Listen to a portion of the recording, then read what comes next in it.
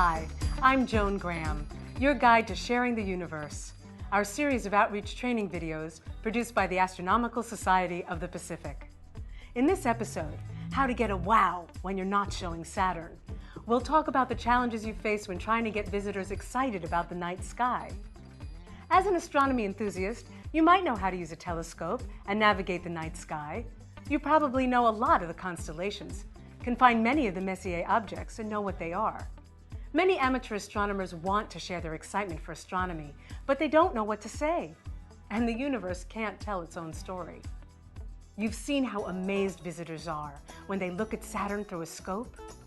Did you know you can get the same wow even from faint fuzzies if you provide your visitor with a personal connection to the night sky? This episode will show you some techniques, and most importantly, point you to the resources you can use to give the universe a voice. First, let's hear what amateur astronomers have to say about the challenge of getting the wow into public outreach. Sometimes when I'm talking to an audience, I see people nodding off, snoring even. It's embarrassing. If it's cloudy, I don't have anything to show them. There's nothing to do. Everyone goes home disappointed. I set up my scope and show them nebulae and star clusters and double stars and galaxies. The visitors aren't impressed. I don't get it. Why can't they get as excited as I do? Fear not, amateur astronomers. We're going to show you how to excite your visitors about the night sky every time. First, let's look at why things go wrong when you use language that's unfamiliar to your audience. What are you looking at? Oh, this is M57, the Ring Nebula. It's a planetary nebula in the constellation of Lyra between Beta and Gamma. It's about 2,000 light years away. It surrounds a white dwarf. M57 is about 1 arc minute across with a visual magnitude of about 9, so we need a telescope to see it. Want to see? See what? A planet? Uh-oh. He gave the visitor an answer, but sadly, the visitor was totally lost. Arc minutes? M57? Planetary nebula? You won't wow your audience with jargon they don't understand. You need to tell a story, related to something they already know, and give them a personal connection to the night sky. This episode gives you a few stories you can tell, and the Night Sky Network website is a source for many more. Wow your visitors every time and provide them with a starting point for further exploration, all without using words like arc-minute, Messier, or even magnitude. For example, let's say you're showing M45, the Pleiades star cluster. You could say, those stars are so young, they weren't even there when the dinosaurs first roamed the Earth. Or if you're a comedian and showing M13, the globular cluster in Hercules, you could say, it's like a retirement community in Hollywood where all the stars are old. There are loads of ways to engage your visitors with stories of the night sky and give them a deeper appreciation of what they're looking at. You can find more ideas at the Night Sky Network website.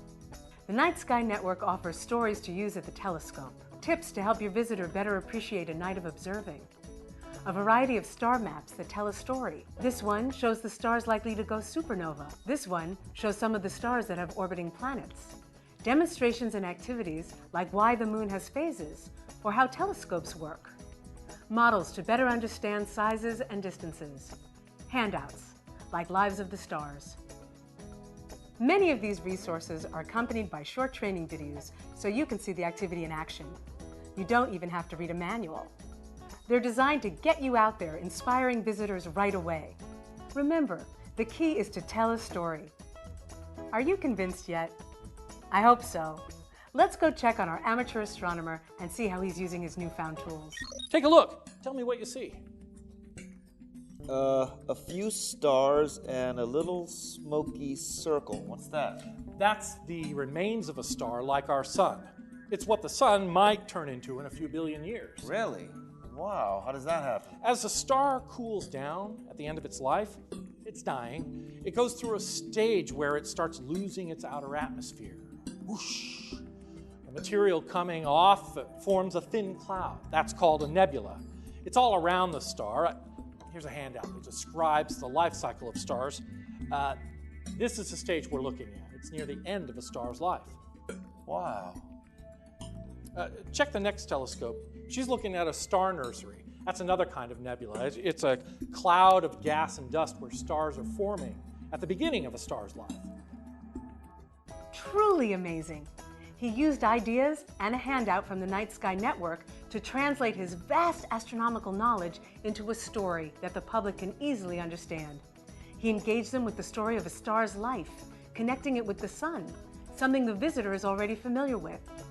Stories, hands-on activities, and discussion ideas are all available from the Night Sky Network website.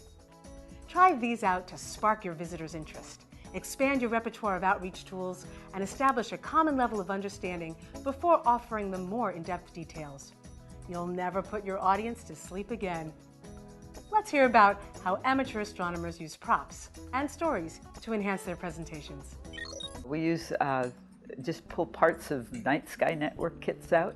So when I'm discussing exoplanets and star wobbles, I pull out the little styrofoam ball with a weight on the end that simulates a planet going around, and they can see that wobble. You're talking to the king of astronomy props. I have a whole van, not a minivan, but a van full of astronomy props.